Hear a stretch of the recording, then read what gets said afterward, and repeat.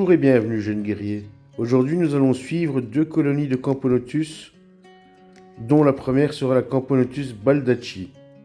Sa provenance exacte, la mienne, vient d'Israël, mais on peut la retrouver dans la Grèce, la Turquie et tout le Moyen-Orient. Alors regarde-moi ces couleurs, franchement, elle est superbe.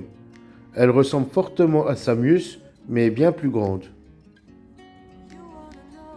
Franchement, c'est une très belle espèce qui commence à être agressive, qui est sale comme toutes les Camponotus. Comme tu peux voir sur les vitres, elle a collé le substrat du Taurus pour éviter les gouttes d'eau parce qu'elle n'aime pas du tout l'humidité. Mais quand on a une cuve posée sur un tapis chauffant, souvent on a de la condensation qui se fait et des gouttes qui perlent. Et ça leur plaît pas du tout. Elles aiment bien le sec. Et comme tu peux voir, elles ont d'énormes physiogastries. Elles mangent continuellement. Tous les jours, je les nourris. Regarde, tu peux voir un major, franchement, ils sont quand même de bonne taille. Alors, elle n'est pas encore vraiment super agressive, mais j'imagine bien que dans le temps, elle le sera. Comme tu peux voir, je leur ai fait un mélange de gravillon et de sable pour essayer d'imiter un peu le sol qu'on peut trouver en Palestine ou en Israël. Je ferai un essai une fois d'un liquide bleu parce que quand même on voit super bien à travers leur gastre. Ça pourrait être amusant. Voici l'intérieur du nid. Comme tu peux voir, il y a du monde dedans. Et justement, ça paraît fort foncé alors que l'éclairage est au maximum. Tellement elles se sont condensées. J'ai juste bougé le nid et elles se sont toutes regroupées les unes contre les autres. D'ailleurs, je pense pas qu'on verra la reine. Mais si tu regardes bien dans le nid, tu verras, il y a des superbes majors de vraiment grande taille. Comme tu peux voir, elles sont fort condensées, donc c'est difficile de voir la reine. Pourtant, la reine est vraiment superbe. Il y a du monde maintenant, je ne sais pas l'estimer, je dirais 250 ouvrières, 200. Dis-toi que je les ai reçues avec une trentaine d'ouvrières l'année passée.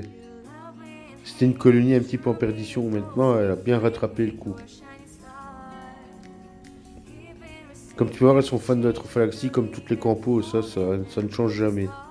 Donc je vous aurais fait visiter un peu le nid de partout. Montrer un peu toutes les galeries, etc. Franchement, c'est une espèce pas trop difficile. Il suffit de bien la chauffer et de bien l'alimenter.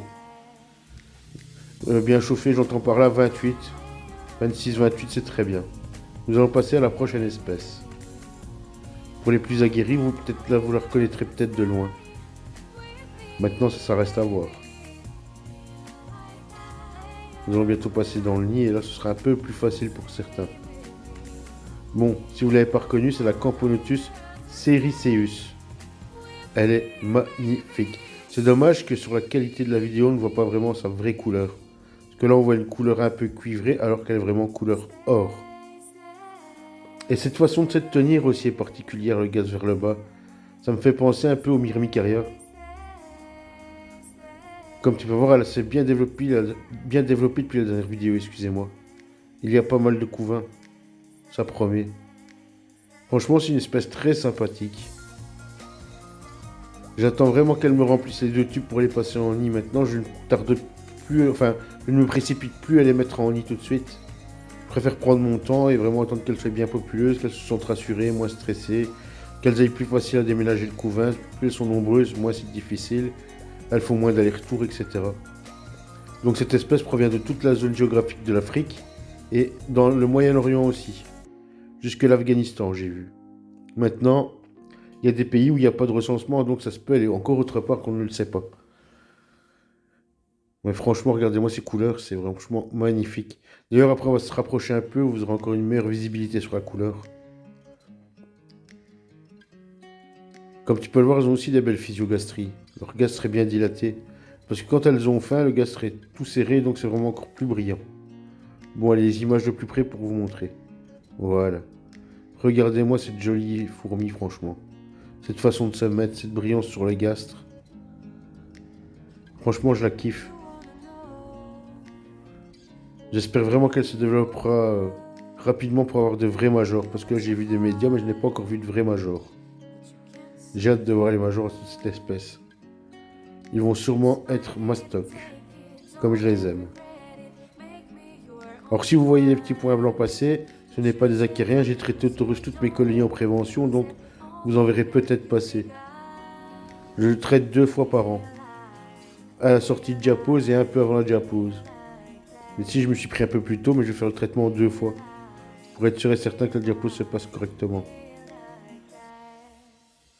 Alors j'espère que ces espèces vous auront plu, je vous dis à bientôt.